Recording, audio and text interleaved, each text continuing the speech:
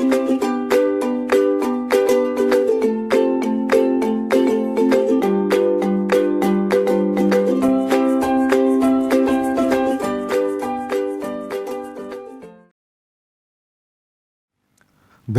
in lecture 11 of Industrial Engineering, and today we are discussing our unit 2nd, that is production planning and control, and today's topic is forecasting techniques, and it is continued topic of the previous lecture.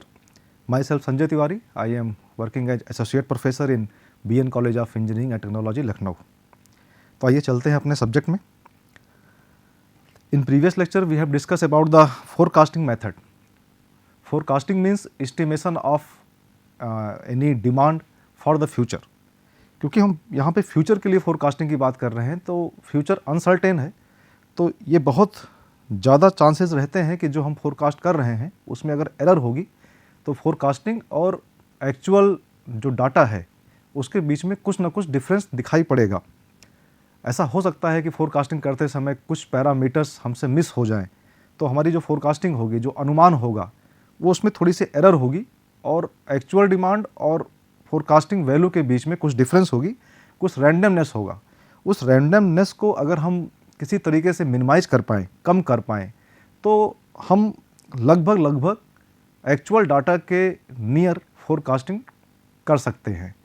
तो आज का topic, आज का lecture कुछ इसी direction में जाएगा.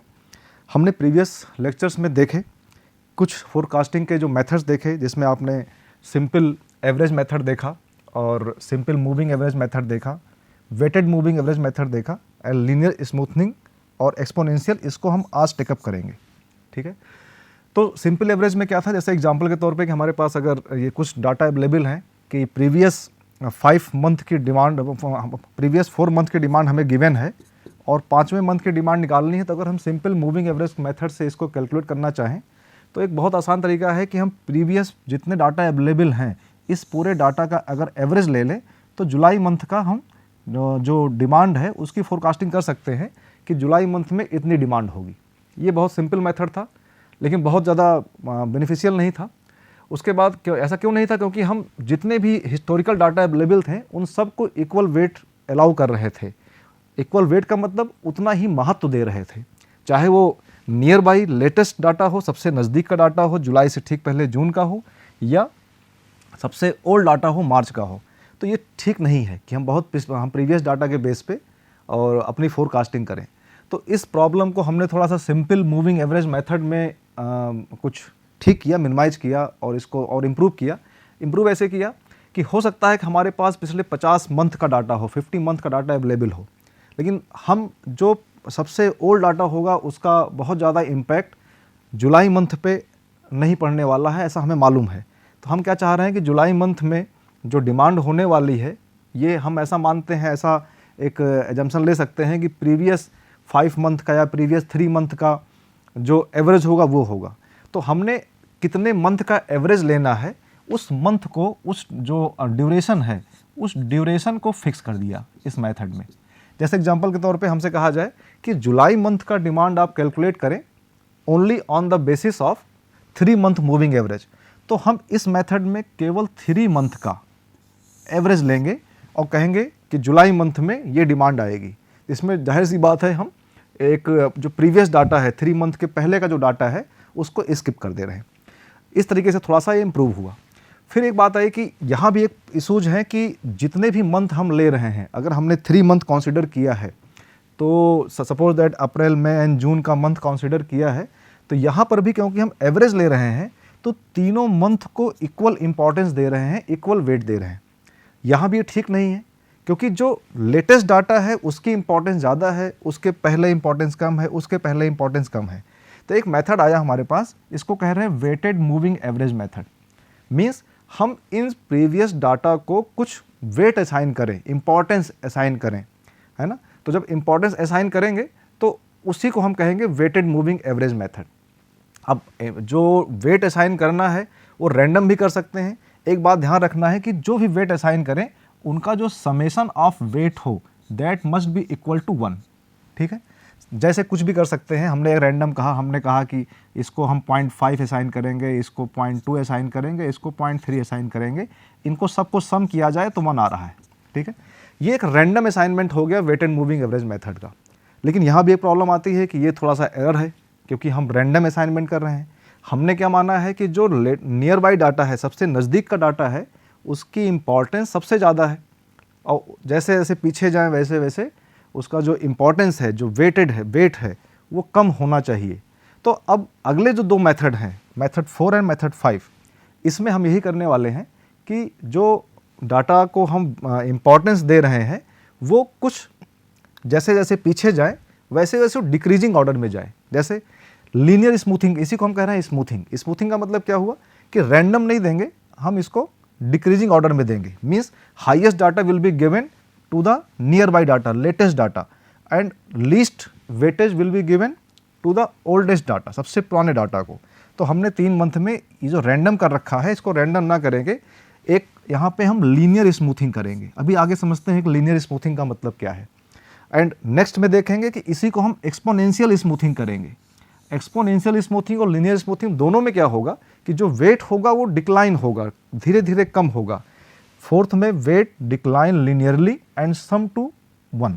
इसमें क्या होगा, weight decline exponentially and sum will be 1। Same होगा, बस डिक्रीज करने का जो पैटर्न होगा वो डिफरेंट होगा। तो आज हम लोग इन 2 मेथड के बारे में थोड़ा सा बात करने वाले हैं, ठीक।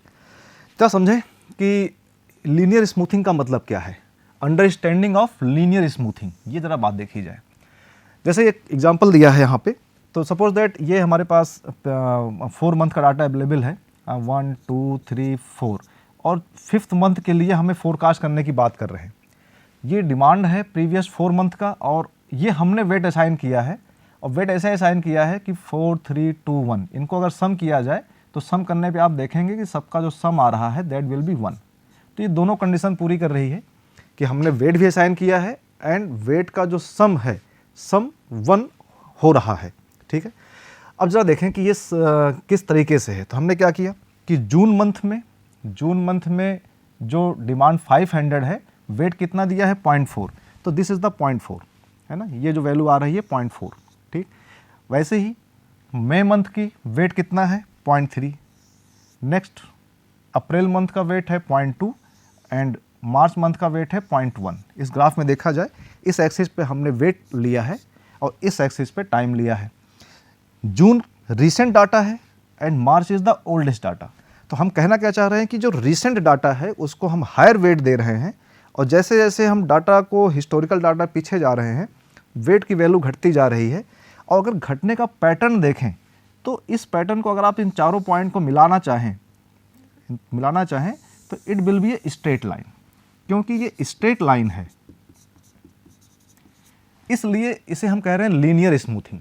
ये लीनियरली जो वेट है वो डिक्रीज कर रहा है, इसलिए इसे हम लोग कह रहे हैं लीनियर स्मूथिंग।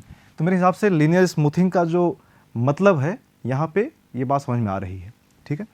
अच्छा, अब जरा आगे देखें कि ऐसा हमें करना क्यों पड़ता है ना। अगला बात है कि why we need smoothing, smoothing क्यों करते हैं। तो हिस्टोरिकल डाटा जो होता है वो जिग जैग पैटर्न में होता है। जैसे कोई हिस्टोरिकल डाटा के साथ कोई पैटर्न फॉलो हो ऐसा नहीं है, क्योंकि देखिए ना, डिमांड जितनी दिख रही है जून मई अप्रैल एंड मार्च की, वो डिमांड में रैंडमनेस है। तो हिस्टोरिकल डाटा हमारे पास इस पैटर्न में अवेलेबल होता है, और इट मीन्स कि ये जो कभी भी जब भी हम कोई वैल्यू फोरकास्ट करेंगे तो उससे मैच नहीं करेगा। हमने कोई वैल्यू फोरकास्ट किया है तो एक्चुअल डिमांड उससे मैच करे, ऐसा कोई बहुत हर बार ज़रूरी नहीं है, ठीक है। तो it is around the forecast value. ये जो फोरकास्ट वैल्यू के अप एंड डाउन या कभी उस पॉइंट पर भी आ सकता है, कुछ वेरी किया करता है। तो we try to reduce the randomness. हमारा मकसद क्या है कि उस रैंडमनेस को हम मिनिमाइज करें, कम करें, जिससे कि हम हमारी फोरकास्ट वैल्यू एक्चुअल वैल्यू के साथ मैच कर पाए, है ना। तो for that we need smoothing. अब वो स्मूथिंग क्या होगी, लीनियर भी हो सकती है, एक्सपोनेंशियल भी हो सकती है। ज़्यादा बेहतर रिजल्ट हमें एक्सपोनेंशियल स्मूथिंग से आते हैं। तो इसलिए हम एडवांस होते होते simple average, moving average, weighted average, after that linear smoothing होते होते हम एक्सपोनेंशियल स्मूथिंग तक पहुँचेंगे, है ना। तो आज का टॉपिक ज़्यादा फोकस रहेगा एक्सपोनेंशियल स्मूथिंग पे। जरा देखें इस ग्राफ में क्या कह रहा है कि इस एक्सिस पे हमने टाइम लिया है, इस एक्सिस पे डिमांड लिया है, ठीक है। और ये जो रेड कलर से लिखा है ये हमारी फोरकास्ट वैल्यू है। हम हर बार नेक्स्ट पीरियड के लिए फोरकास्ट करते हैं, तो जो फोरकास्ट वैल्यू है एक लाइन ये चल रही है और कोशिश हम ये करते हैं कि जो एक्चुअल डिमांड और फोरकास्ट डिमांड एक जैसी आए, जितना हमने फोरकास्ट किया है एक्चुअल डिमांड भी वैसी ही आए, ऐसा हम कोशिश करते हैं। अगर ऐसा नहीं हो रहा है इट मीन्स फोरकास्टिंग एरर्स हैं, है ना। तो एरर क्या आ रही है देखिए ज़रा यहाँ पे कि हमने फोरकास्ट इस पॉइंट पे किया था, फोरकास्ट इस पॉइंट पे किया था और एक्चुअल डिमांड ब्लैक कलर से है, फोरकास्ट वैल्यू रेड कलर से है, इनके बीच में ये गैप आ रहा है। तो this gap is the error, forecasting error कह सकते हैं या रैंडमनेस कह सकते हैं या फ्लक्चुएशंस कह सकते हैं। तो इस टाइप की जो फ्लक्चुएशंस हैं इन्हीं को हमें मिनिमाइज करना है। तो फ्लक्चुएशंस क्या हुई, between the actual demand and between the forecast value, इनके बीच में जो फ्लक्चुएशंस हैं इसी को रिमूव करना है ना। तो हमारा ऑब्जेक्टिव क्या होगा कि remove this randomness to achieve base level smooth to the match base level, ठीक है। हमारा मकसद यही है कि इस रैंडमनेस को किसी भी तरीके से हम मिनिमाइज करें, तो उसके लिए हम लीनियर स्मूथिंग या एक्सपोनेंशियल स्मूथिंग का यूज करेंगे, ठीक है। ओके, अब जरा बात करते हैं exponential smoothing. What is exponential smoothing? Exponential smoothing means it is advance model of time series method. Time series method की बात हम लोगों ने प्रीवियस लेक्चर में किया था। टाइम सीरीज मेथड का यूज हम वहाँ करते हैं जहाँ पर हमारे पास कुछ हिस्टोरिकल डाटा अवेलेबल हो। मीन्स अगर हम ये कहना चाहें कि एक ऑटोमोबाइल मैन्युफैक्चरिंग इंडस्ट्री है जो नेक्स्ट ईयर के लिए फोरकास्ट करना चाह रही है, तो ये फोरकास्ट तभी कर सकती है जब उसके पास प्रीवियस 10 ईयर का डाटा कम से कम अवेलेबल हो कि प्रीवियस 10 ईयर्स में हाउ मच सेल हुई है उसकी। तो एट ऑन दैट बेसिस हम हिस्टोरिकल डाटा को एक्स्ट्रापोलेट करके और नेक्स्ट टाइम के लिए फोरकास्ट कर पाते हैं। इसी को हम कहते हैं टाइम सीरीज मेथड, ठीक है। और जहाँ पे डाटा अवेलेबल नहीं होता है वहाँ पे हम लोग Delphi method and some known as qualitative methods कुछ यूज करते हैं, ठीक है। अच्छा, it is advance model of time series method. कौन सा मॉडल? एक्सपोनेंशियल स्मूथिंग की बात हो रही है। It is derived from weighted moving average method. यहाँ भी हम वेट असाइन कर ही रहे हैं, इसलिए वेटेड मूविंग एवरेज मेथड के कॉन्सेप्ट को ही हम यहाँ पे एडवांस कर रहे हैं।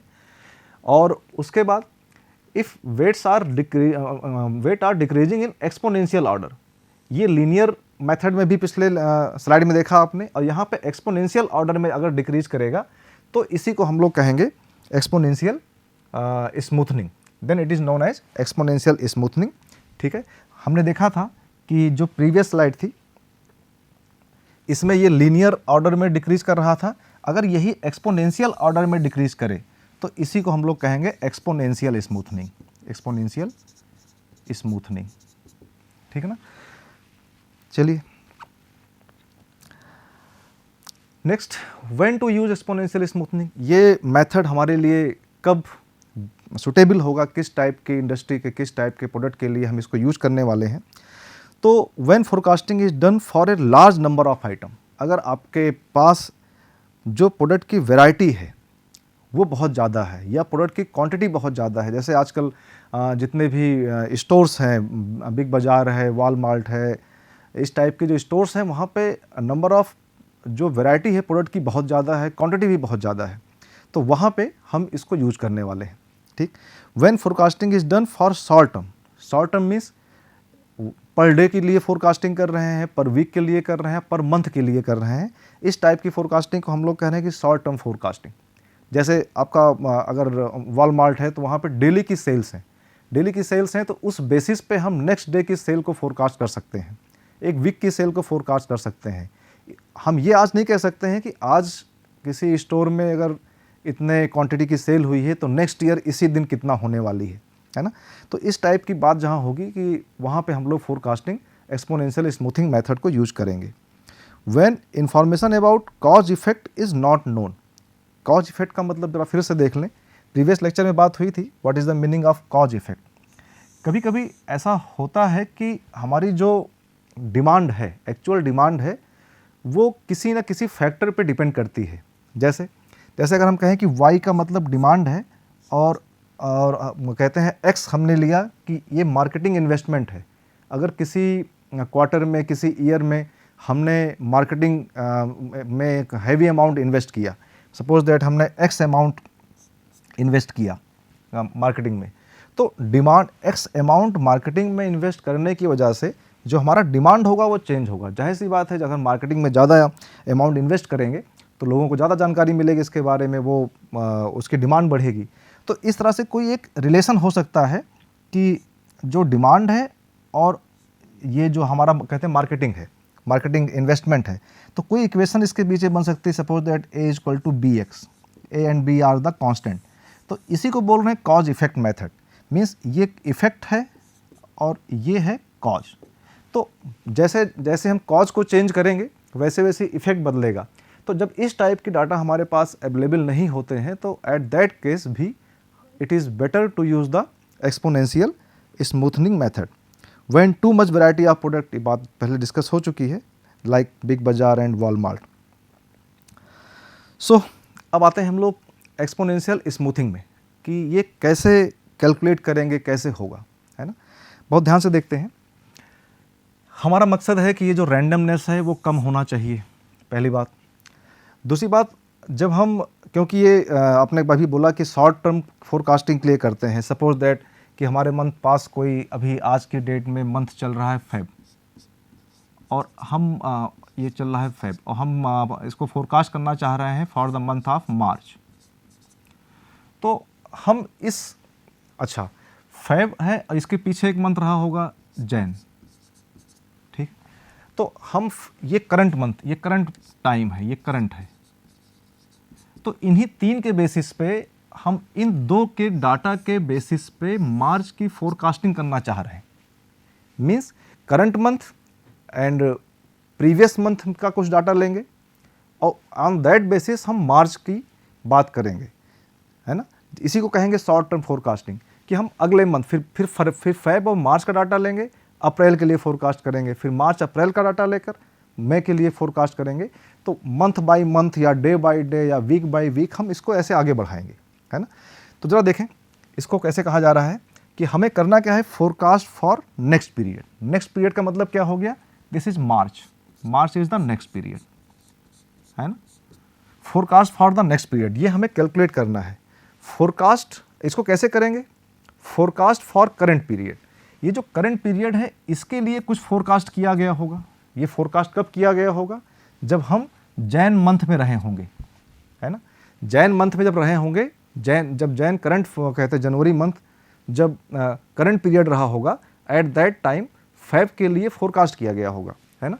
तो forecast for the current period मतलब फेब के लिए फोरकास्ट वैल्यू क्या है, ठीक है। ये एक बात हमें चाहिए। Plus demand of the current period, ये तो फोरकास्ट वैल्यू थी, इसी मंथ में जो एक्चुअल डिमांड थी ये हमें चाहिए, ठीक। और फोरकास्ट फॉर करंट पीरियड, तो अल्टीमेटली हमें अगर ये दो डाटा अवेलेबल हो जाएं, means demand of current period, actual demand of current period and forecast value of current period. Forecast value हमें मिलेगी करंट पीरियड के एक मंथ पहले से या एक वीक पहले से, वहाँ से मिलेगी। इस बेसिस पे हम फोरकास्ट फॉर नेक्स्ट पीरियड को कैलकुलेट करेंगे, नेक्स्ट पीरियड के फोरकास्ट को कर सकते हैं। कैसे कर रहे हैं देखें तो, है ना। अच्छा, यहाँ पे एक हम अल्फ़ा ले रहे हैं। अल्फ़ा क्या है, क्या देखें यहाँ पे कि टी को हम किससे करेंगे, करंट पीरियड। जैसे सपोज दैट फेब है तो फेब के लिए हम टी लिखेंगे, जहाँ टी लिखा होगा it means it is a symbol for current period. Suppose that example is the month of February and T+1 means हम जिस पीरियड के लिए डिमांड कर रहे हैं, फोरकास्ट कर रहे हैं।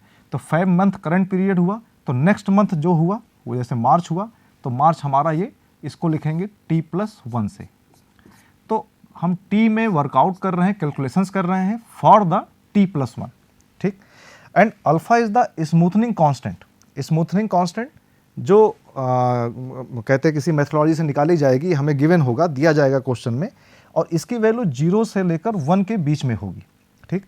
तो अब जरा देखें इसमें क्या दिखाई पड़ रहा है। अगर यहाँ देखा जाए कि demand for current period means demand for actual demand for the month of February and forecast for current period, forecast value जो जनवरी से फरवरी के लिए फोरकास्ट किया गया था।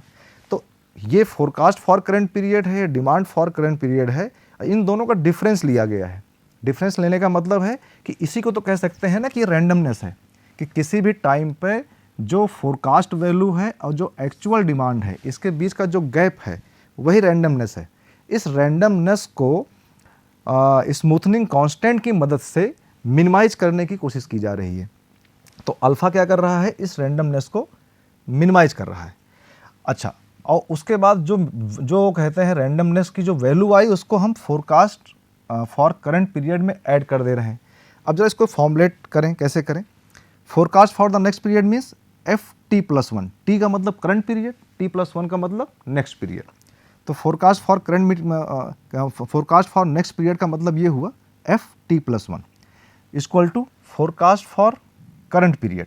फोरकास्ट फॉर करंट पीरियड मतलब एफ टी, ये वैल्यू कहाँ से मिलेगी, ये वैल्यू मिलेगी पिछले मंथ से फोरकास्ट किया गया होगा, plus alpha smoothening constant, demand for current period minus forecast for current period.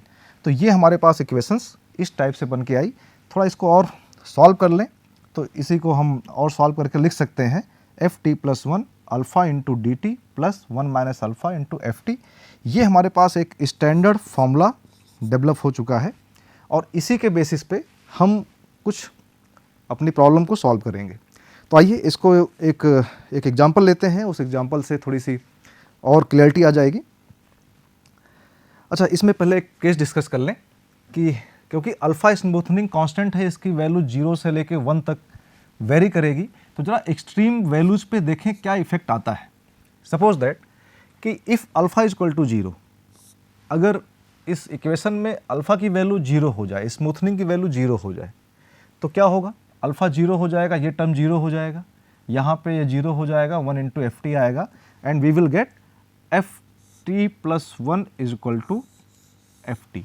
Means forecast for next period will be same as forecast for current period. जो फोरकास्ट वैल्यू करंट पीरियड में आई थी वही value आपको next period के लिए भी forecast करनी पड़ेगी। ठीक है, तो इसका मतलब क्या हुआ, it means fluctuation was temporarily, base level is same not changing. अगर ऐसा हो रहा है तो अगर बीच में कोई फ्लक्चुएशंस आई है तो परमानेंट फ्लक्चुएशंस नहीं है, वो फ्लक्चुएशंस टेम्परेरी बेसिस पे आपको मिले थे।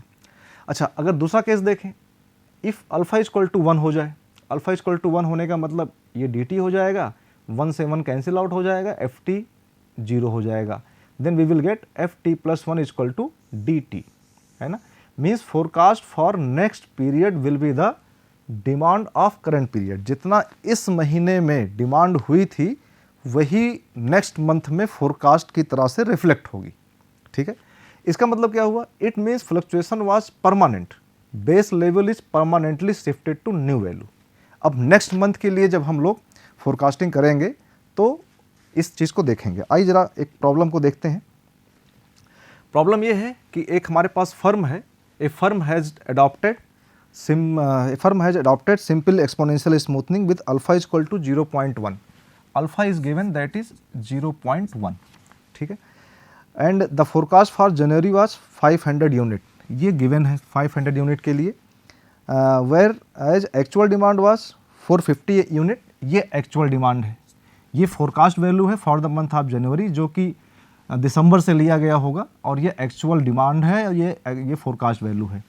ठीक, unit forecast the demand for the फरवरी। इस दो डाटा के बेसिस पे हमें ये कैलकुलेट करना है, बाकी की चीज़ें जो गिवन है वो अगले पार्ट के लिए हैं। हमारे पास 500 एंड 450 की वैल्यू है, ऑन दैट बेसिस हमें फरवरी की जो फोरकास्ट करना है कि फेब में कितना वैल्यू सेल हो सकती है। तो इस फॉर्मूले पे आते हैं, है ना। हमें फोरकास्ट करना है नेक्स्ट पीरियड के लिए, तो नेक्स्ट पीरियड क्या हुआ, forecast for the month of Feb is equal to, ठीक है, हम कर रहे हैं ये इस on this basis January is the current period. तो यहाँ पे जो फोरकास्ट होगा ये वैल्यू आएगी कहते हैं जैन की, है ना। Forecast for the current period, this is the current period, this is current period, ठीक है। तो यहाँ पे जैन की वैल्यू आएगी that is 500 plus alpha smoothening है 0.1, demand for the current period that is 450 minus forecast for the current period that is 500। तो 450 minus 500 it is the randomness, और इसको अल्फा 0.1 के स्मूथनिंग से हम मिनिमाइज करने वाले हैं। जरा इसको सॉल्व किया जाए तो then we will get 495. This is the forecast for the month of Feb. ठीक, this is the answer. On that basis आप कह सकते हैं कि हमारे पास 495 की फोरकास्टिंग वैल्यू आ गई है. जनवरी में कैलकुलेट किया फेब के लिए और फेब में वैल्यू निकली हमारे पास 510. ठीक है. आफ्टर दैट हम ऐसे ही कैलकुलेट कर सकते हैं forecasting for the month of March. तो हमारे लिए करंट पीरियड क्या हो जाएगा? That will be the current period. अब हमें अगर मार्च के लिए कैलकुलेट करना है फोरकास्ट फॉर द मार्च, तो हम क्या लिखेंगे इसमें? Forecast value for the month of February that is 495 plus 0.1 and demand of the month of February that is 510, forecast is 495 and again it can be calculated as it will give 496.5. इसे हम लिख सकते हैं 497. This is the answer for the forecast of March. तो इस तरीके से यहाँ पे 497 आ गया. इसी तरीके से हम इसको अगर अप्रैल का करना है तो मार्च को करंट पीरियड मानते हुए कैलकुलेट करेंगे, मई का करेंगे तो अप्रैल को करंट पीरियड कैलकुलेट मानते हुए कैलकुलेट करेंगे और ऐसे ही पहुँचते पहुँचते हम जून तक आ जाएंगे. तो ऐसा देखा जाए तो हम इसको मंथ बाय मंथ फोरकास्टिंग कर रहे हैं. तो ये शॉर्ट टर्म फोरकास्टिंग के लिए बहुत सुटेबल सा मेथड है. इसी को हम लोग कह रहे हैं एक्सपोनेंशियल स्मूथनिंग. ठीक है. तो इसमें ये जो रैंडमनेस की जो वैल्यू थी ये एक इम्पॉर्टेंट रोल अदा कर रहा है.